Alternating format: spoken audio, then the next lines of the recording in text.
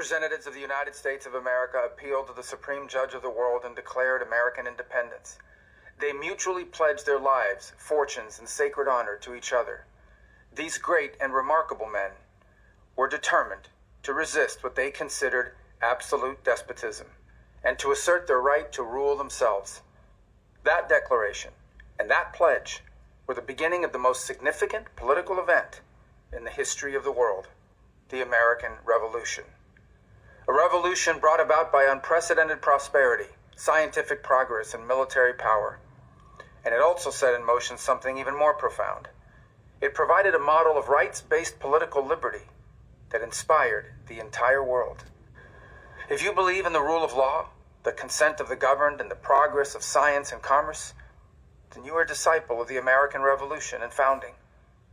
None of these blessings would exist without the debt we owe the men who brought this nation into existence. As we celebrate America 250, it's important to understand the people behind the legends. One of those legends is none other than Thomas Jefferson. Thomas Jefferson achieved so much in his life, and still today, we are reaping the benefits of his labor. Jefferson was a father, a lawyer, a writer, a governor, a diplomat, philosopher, architect, vice president, and president of the United States. Born the 13th day of April in the year 1743 at Shadwell, Virginia, to his father Peter Jefferson and mother Jane Randolph.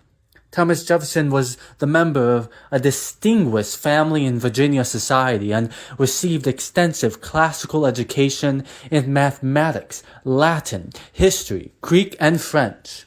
He also went on to study law through an apprenticeship with respected Virginia jurist George Wythe in 1762, after which he was elected to the Virginia House of Burgesses in 1769. This was the start of Thomas Jefferson's long political career. Thomas Jefferson was immensely important to the founding of the United States because of his philosophical writings, which gave the nation a mission statement to rally behind and fight for.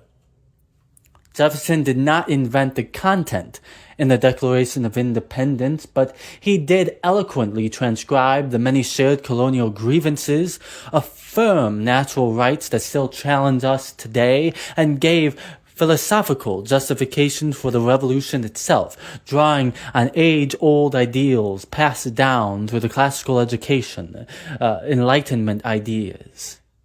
Jefferson also went on to play an important role in the founding of the Library of Congress.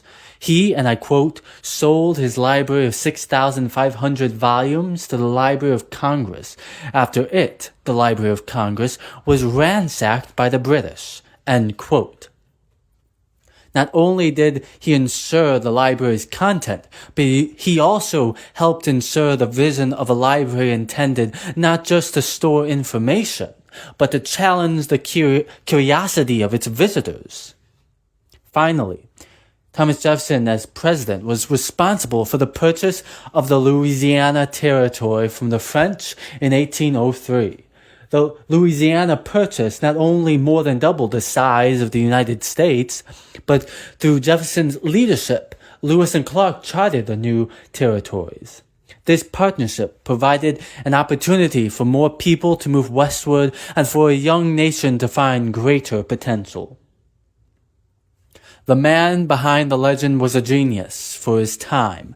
Jefferson was not perfect and struggled to embody the ideals he set forth.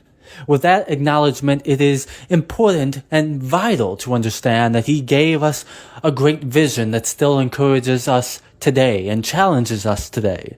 For instance, Martin Luther King Jr., while fighting for the civil rights in the 1960s, referenced the ideals written into the Declaration of Independence that all men are created equal. Ideals that also went on to help write the Constitution, the very element that we are wrestling with in this series.